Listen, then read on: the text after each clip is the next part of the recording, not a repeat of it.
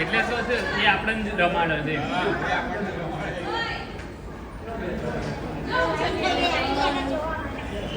ગણીને 2 રાખ્યા 10 15 રાખ્યા કોક તો હવે બેને તમે આવ્યા હતા કેટલા હતા? બહુ બધા હતા તો ખાઈ ગયા લાગે છે આ લોકો.